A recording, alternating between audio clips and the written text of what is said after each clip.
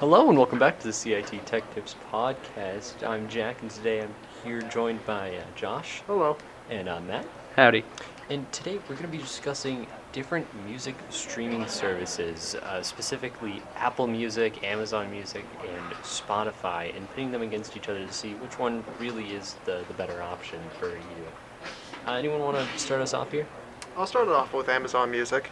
They got one person plans, so only one device can be on at one time. You can connect many devices, but only one person can stream music on that account at once, with the monthly plan starting at $8 and the yearly plan being $80.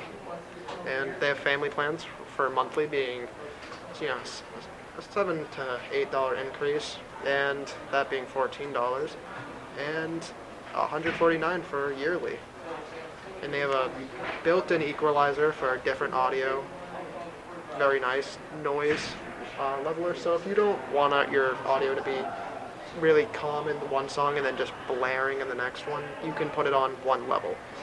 And they have 360 audio for surround sound audio, works great. And with the paid plan, you can even get ultra quality songs, ranging from 24-bit, 96 kilohertz, if I'm not wrong, and pretty great.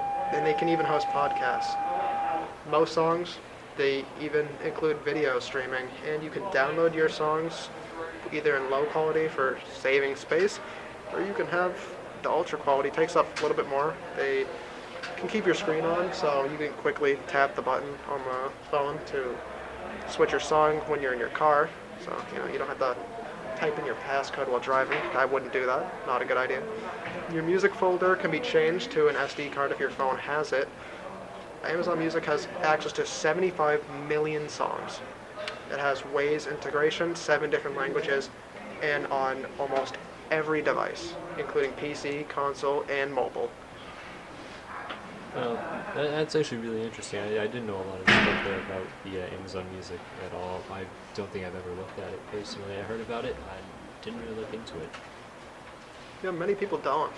And I feel like it's the more niche of the music streaming services currently. Honestly, it's kind of underrated in my opinion. Most people don't really hear about it. I personally didn't hear about it until my parents brought it up. To me, it's pretty good. The only one downgrade from something, say, Spotify, it's just not really aesthetically pleasing compared to Spotify. Is it a bit more complicated to use and get into? Yeah, it's not really good design. You're stuck in a dark theme, which I don't mind, but it's less colorful. It's kind of just like bland, matte black. It's a bit dull. Yeah, that's the one downgrade from it, but other than that, it's great music streaming software. Matt, I heard you were doing Apple Music. You want to talk about that with us? So, with Apple Music, you can get a student plan, which is $4.99 a month, which needs a functional school email to get. You can get the standard one-person plan, which is $9.99 a month, or you can get the 6 family plan, which is $14.99 a month. There is over 90 million songs and 30,000 playlists to listen to. You can download music to play them offline. You can get notifications when your favorite artists release a new song. You can search by songs, by lyrics. You can show lyrics for some songs and highlight them as they play, which is Lyric View. You can connect with friends to see what they're listening to. And then most artists have a bio page, see what their favorite stuff is. There's Siri support, so you can use Siri to use Apple Music. There's live radio that you can listen to and listen across all devices, download it on whatever devices. There is 360 audio, which is pretty good. You can connect to a car through the CarPlay mode, and it is ad-free. Huh. Yeah, I personally, I'm a Spotify user, so I have no clue about the other ones. I didn't know that you could do the Dolby Atmos, the 360 audio with all of the streaming services. I thought that was a bit more premium of a build quality to that, especially with the CarPlay too. I feel like that's a huge step for smartphones and whatnot, being able to do it from the car itself as opposed to having to look at the phone, because shouldn't use your phone while you drive. It's not a good idea. It's not a very good idea. It really is not. Not safe at all. It really isn't. Gets someone killed. No, with the 360 audio, I didn't know that they had that on Apple Music. Is that new or? Yeah, that is. Jack, do you know if they have that on Spotify yet or no? They do actually have it on Spotify. Oh, really? Yeah, it's been around for a few months now, I believe. Pretty new concept. It's a fairly new concept. I feel like it's just going to it's an ever expanding concept that they're just going to keep expanding on, or it's going to be a really gimmicky thing trying to sell you headphones. I don't know of what audio codec that Spotify or Amazon or Apple Music are on, but I know most audio codecs, which it's just the audio file and how good it would sound coming out. Amazon supports most till all, and I'd say their streaming quality is one of the most top premium ones that you can probably get on the market. Yeah, Spotify offers almost all of them or all video formats, or well, audio formats can be put onto a Spotify playlist, and I definitely think that with the wide range of availability with Spotify and how it's on everything, you can definitely get some use out of it, especially where if you just have a bunch of old MP3 files lying around, you can just upload to a playlist if you really wanted to. It's really as simple as letting Spotify see the folder on your phone or computer and then putting all the files in there. Speaking of Spotify, Spotify is probably my favorite of the three streaming services. One, because I don't know a lot about the other streaming services, and it's the only one that I've used personally on a day-to-day basis pretty much. But 1 month plan for just a single user would be around $10, $9.99. Student plan, $4.99. And these are all monthly payments. And the family plan, of course, is around $15.99 a month. And you can have up to 6 accounts separate on the family plan, which is what I do actually. You can add your own music, of course, which is always a plus. Like I was just saying, you can add it. Yeah. You can drag and drop the files from an Android phone. You can drag and drop from a computer onto an Android phone. And with Apple, it's a bit more complicated, but there are ways to do it. You just need to do a lot of crazy Bluetooth things, and it's a hit or miss. But I would say it's fairly accessible. Yeah. As well as Spotify, you can always see where the downloaded songs are. You get a music folder to see where the downloaded songs are. There's support for 62 languages. That's always good, just in case you're not a native, English, French, Spanish speaker. The one thing that I really felt that Spotify lacked compared to the other ones was the song, at least the amount of songs on the application. There's only around 70 million, which is a lot of songs, granted, but you hear Apple Music with its 90 million, or Amazon with its almost 80 million, and Spotify just kind of falls behind, even though Spotify anyone can upload to. Of course, I feel like Spotify makes up for the lack of songs with the sheer amount of podcasts there are and how many you can acquire. Because I know I used to watch a lot of I used to listen to a lot of podcasts, specifically the Misfits podcast. And very good podcast, very funny. This podcast is also going to be streamed on Spotify. And this podcast is also going to be on Spotify, so it's just added to the 70 million. It's one of the greats. And in that note, with Spotify, I'd say it's more of a user-friendly type of software. Yeah, It's like I said, it was visually appealing, and that could draw users to it. With someone that likes the aspect of colorization, better GUI, better in that sense. Because I noticed with Apple Music and Amazon, they're kind of lacking in that sense. They kind of just look like a copy and pasted MP3 player software that you could just get in your storage drive. Yeah, with a lot of the music streaming services and video streaming services, even I feel they all look very samey and very similar in how their production value and whatnot. They always look very basic and I feel like Spotify is trying to go against that and step things up just a bit, just to stick out in the crowd, which they definitely have achieved. Definitely. Well, I personally haven't used Amazon Music or Spotify really, so I remember using Apple Music for a bit. I just happened to stumble upon it, and my mom was like, "Oh yeah, we have Apple Music, by the way, if you want to use it." And I was just kind of like, "All right, I'll use it, I guess." And I already had Spotify for like a year at that point through my dad. So I used Apple Music for about, I think, a week, and then was just like, nah, and I went back to Spotify. Yeah, I wasn't really feeling it. I used it too because my parents bought the subscription for it for my sister, but it just wasn't worth it to me. It just, like I said, it just didn't feel appealing in that sense. And with them having, you would expect like 90 million songs. There'd be some songs that I would look for. They didn't have them though, which was pretty on the offset for me. So I kind of made the switch to Amazon.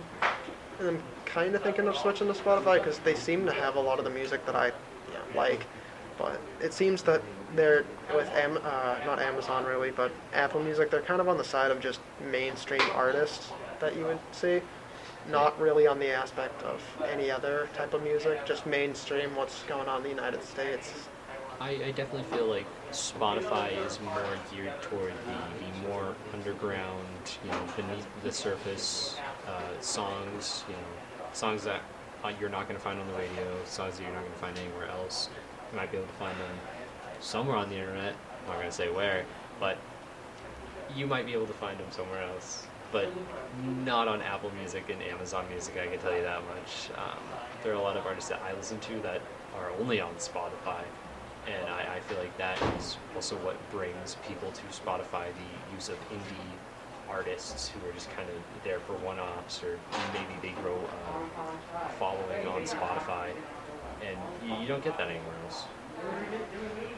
No, only recently Amazon Music just introduced podcasts. I think maybe as of right now, maybe like 4 months ago, and I compared to Spotify's library of podcasts, they don't hit the same. But in that sense, though, you can get the transcripts for the podcast, which is dope, pretty dope, I'd say. But I don't know if you can do that on Spotify. On Spotify, no, I do not think you can grab the transcripts for them. I'm not sure how all that works. I'm not sure if somebody has to go in and manually write the transcript. Probably not. But I feel like that's just a lot of extra effort, and I don't think you're grabbing a podcast normally to like read it. I think you're grabbing it as like background noise when you're doing something, like writing an essay or playing a game or something. So now we're going to start the compare and contrast of the 3 platforms. Yep. So what I noticed off the bat was that with, I think it was Spotify, or it was Amazon Music. The Amazon Music single plan was $7.99, while both Apple and Spotify were both $9.99 for the single plan. Amazon's gonna be a lot cheaper. Oh, definitely. And there was also Amazon Music didn't have a student plan. Yeah, no, they don't. So you get a cheaper plan, but no half-off discount for the student plan. As of now, no. I don't think there's any plans to. I don't know if you said it, Jack, but did Spotify ever have the 360 sound? They do actually. I see. Okay. Notice here with Apple specifically, they have a lot of music. They have a ton of music, and a comparative to the other two, they seem to have a lot more, raw songs, but they seem to be more mainline, what's playing on the radio, and then streamed to you for a price, where on the radio, you just listen to it on the radio, it's free. But on Apple Music, you gotta pay $9 for that every month, and I feel like for the people who want a more obscure music plan, Spotify seems to be the way to go there. Well, I mean, with Apple Music, there is quite a variety of music, where you have the mainline stuff, and then you have like the side artists that will make their own types of music as well that they can post onto Apple Music.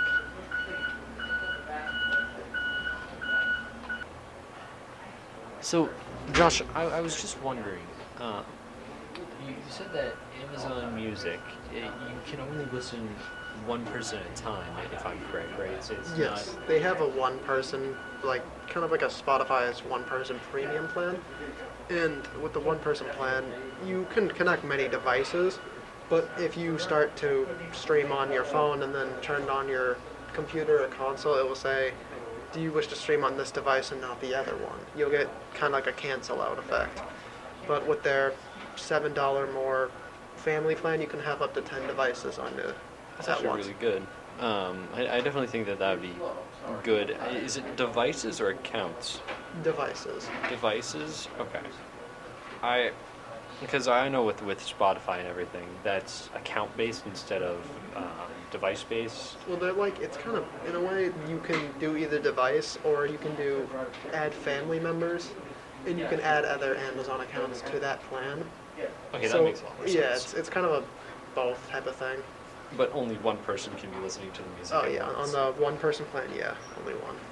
And that could get kind of tricky. I feel if you have like a large family of like I don't know, 15 people in the family and they're all trying to listen to music. I mean, of course, if you have they all like the same music, that's a different story. But I can guarantee you a house of 15 people doesn't have the same Oh, music it interests. definitely is. I had that problem before. I'd be in the middle of class. My mom would be at work, and I'd try to be listening to, good music.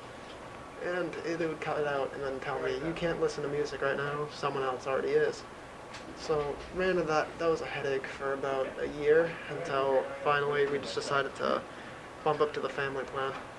I, I think that this is where Spotify prevails in the multi-user experience, where you on a family plan and or a normal account plan, you can have as many devices as you want and listening to music at the same time.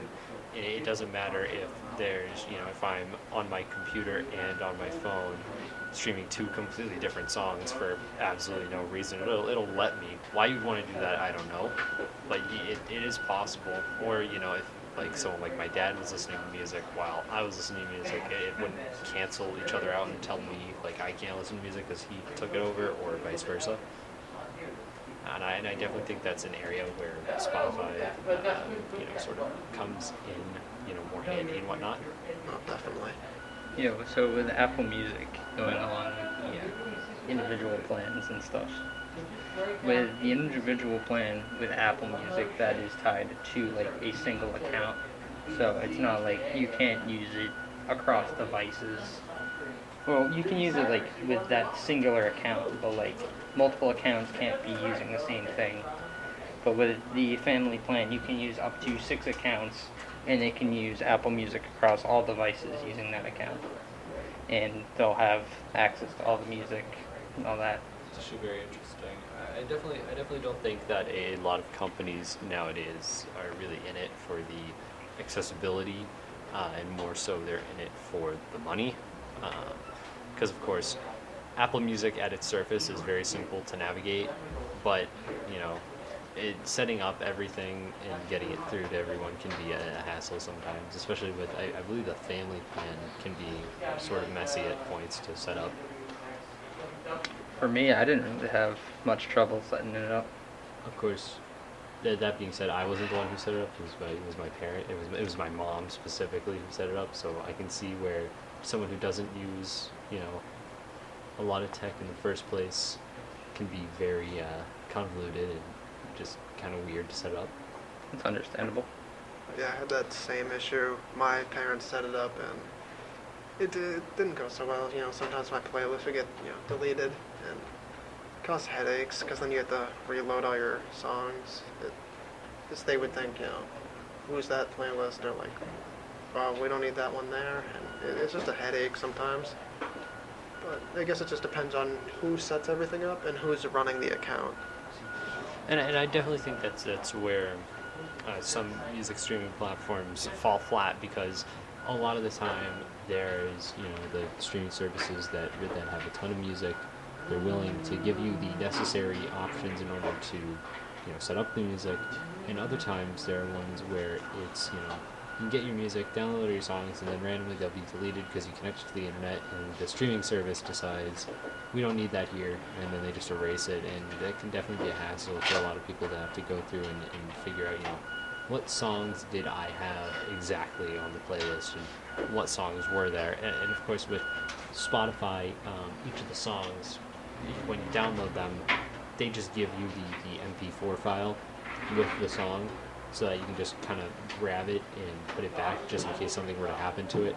And they also give you the name of the song with the MP4 file, which is nice. I know a lot of streaming services that give you the song, but they won't give you the name. They'll just give you a bunch of random numbers to signify an identification tag with the song, which is a pain, I think. That is definitely one of the downsides with Amazon Music, I noticed, is that with the new high quality lossless audio update, they do have those random numbers and stuff like that. So when you're trying to figure it out, it's really difficult to do it because then you have to open that file in Amazon Music and do it one at a time. And for someone on PC that just kind of wants your files locally, and even on mobile, it's just a hassle because you don't know what is which. So with that, Spotify in that case, I'd say is probably better. Yeah, Spotify is definitely much better in the whole accessibility for downloaded files, and especially where with Spotify too, you can also just kind of upload your own music, whether you're a freelance artist or someone who's big, as well as just grabbing music off the internet and just putting it onto, your phone from your PC or onto the PC, just directly have all the files locally. It's a really accessible thing that I think a lot of people take for granted nowadays, because they expect everything to be, kind of in front of them. If it isn't, they complain. And with Spotify, it's like if it's not in front of you, there are options to get the music. You just need to get the music. So going into platform accessibility now for each of the streaming services, I definitely feel as though Spotify is most likely the most accessible and available to everyone. You can find it on all consoles. I think they had as early as the PS3 had a version of Spotify that you were able to run on the console. You can get it on any console, obviously. You're able to get it on Linux, and most Linux distributions can, in fact, most Linux distributions come pre-installed with Spotify as an application on them. Sometimes, which I find is cool. Not like a lot of people use Linux, but just for the availability's sake. Windows is obviously, you can get Spotify on Windows. You can even get Spotify on Mac. You can get it anywhere. You can put it on a Fire Stick. You can put it on an Amazon product. Think about that. It's just a lot easier for availability than a lot of the other ones, and it definitely stands out from the crowd just because of the pure amount of ports that Spotify has, where it's been going on for a while, and it's had a ton of different devices and systems that it's been on, and it's on everything. It's everywhere. It's incredible, honestly. I mean, it definitely, compared to, say, Amazon Music, they had their own version going on Linux for, say, about a month, and most stores now don't have it anymore. They had it for a brief time, but most times I've loaded up a Linux distribution now. It isn't in their store anymore. I don't know why it would be taken off. Maybe just they didn't feel like supporting it anymore for the new distributions. But compared to Spotify, it's definitely that's a shortcoming for them. And with them being not new, but compared to how long Spotify's been out there, it's definitely a newer thing. Same thing with say Apple Music. It's compared to availability, they just can't really compare to Spotify. So with Apple Music, there is available on obviously on all Apple devices such as iPhones, iPads, Macs, all sorts. Then on you can get it from the Google Play Store on Android devices. On PCs, both Windows and Linux, you can run Apple Music through your browser, and that will run perfectly fine. Recently, they just added PS5. They just added Apple Music to PS5. So there's that. Honestly, I feel like when deciding a music software in the long run, you shouldn't look at all these really niche features that they have. You know, it's nice to be able to save your music locally. It's nice to be able to add your own songs. It's nice to have, you know, your lyric views and the Dolby Atmos 360, you know, audio quality. You know, obviously with all these subscription services, you're going to get ad-free music. That's like a given. But I don't think that it should be the main determining factor in whether or not you should, you know, have a music streaming service. And I definitely feel like it's more personal preference whether you want something that's more like Spotify, where it's more underground, or if you like Apple Music and you want the more mainstream basic songs, or if you're Amazon, where they just kind of throw anything on there. I feel right, Josh? Yeah. Just kind of throw anything on Amazon Music. I definitely feel like it's all personal preference. And of course, pricing for some people can play a huge part in it, where Amazon Music is probably the best for single users, being the cheapest, but they also don't have a student plan, so it's more, whereas Spotify and Apple Music both have student plans, family plans, and single person plans that are all very affordable. But honestly, it boils down to personal preference 9 times out of 10, I'd say. Sounds about right. Yeah. And on that note, thank you for tuning in to the CIT Tech Tips podcast. I'm Jack, I'm On Josh. that. and we will see you next time, everyone. Have a great day.